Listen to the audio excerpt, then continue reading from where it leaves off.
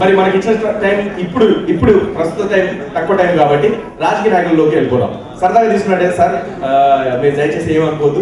సరదాగా కొంతమంది నాయకులు మాట్లాడే మాటల్లో కామెడీ ఇంక్లూడ్ చేసి చెప్తే ఎలా ఉంటుందో చూద్దాం. ముందుగా రోషయ్య గారి కార్యక్రమానికి వచ్చి రమేష్ గారు ఆహ్వానించారు. రోషయ్య గారు వచ్చి మాట్లాడుతున్నారు. ఎలా మాట్లాడతారు? అందరూ కూడా ఈరోజు మనం చూసినట్టయితే రమేష్ గారు వారు పట్టిందల్లా బంగారం అవడం నేను చాలా ఏళ్ళుగా చూస్తున్నాను.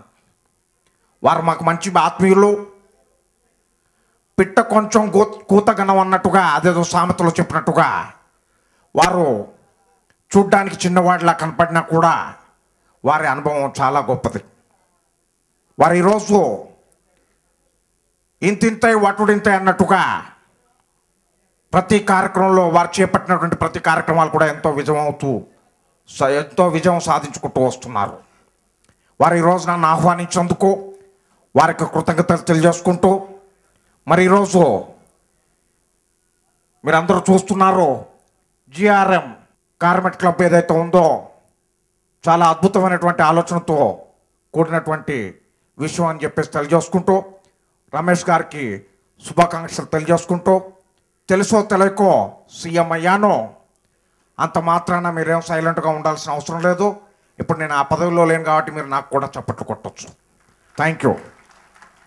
ఇది రోషయ్య గారు మామూలుగా మాట్లాడితే.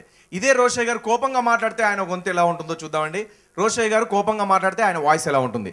మొన్న ఒకసారి నేను ఇలాగ టీవీలో చూస్తూ ఆయన సీఎంగా ఉన్నప్పుడు టీవీ ఛానల్ మారుస్తూ వెళ్తుంటే సడన్గా ఒక ఛానల్లో రోషయ్య గారు అసెంబ్లీలో కోపంగా ఒక ఎమ్మెల్యే గారిని తిడుతున్నారు. ఎందుకు తిడుతున్నారా అంటే, ఒక మంచి విషయం మాట్లాడుతుంటే రోషయ్య గారు ఎమ్మెల్యే గారు ఎవరో అడ్డం పడ్డారంట, ప్రతిపక్ష వాళ్ళు ఎవరో అయి ఉంటారు, ఆయన పేరు అనవసరం. సో ఆయన తిడుతున్నారు. ఎలా తిడుతున్నారు చూద్దాం. అంటే ఇక్కడ మనం గమనించాల్సింది ఏంటంటే, రోషయ్య గారు కోపంగా మాట్లాడితే ఎలా ఉంటుంది వాయిస్.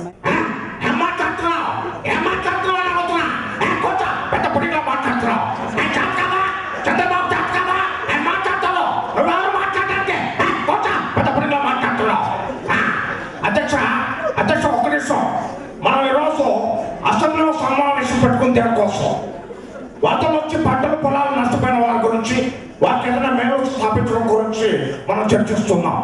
మన అమూల్యమైనటువంటి సమయాన్ని వీటి రోజు వెచ్చించింది దేనికోసం? దానికోసం అయితే మీరు మధ్యలో డిస్టర్బ్ చేస్తారే.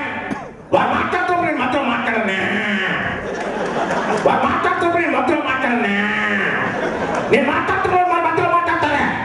కొంచెం పెద్ద పుడిగా మాట్లాడుతున్నాం. మాట్లాడొచ్చా అధ్యక్ష? ఈ విధంగా మనం రోషయ్య గారు కోపంగా మాట్లాడే విధానాన్ని కూడా తీసుకోమని తెలియజేస్తున్నాం. Thank you.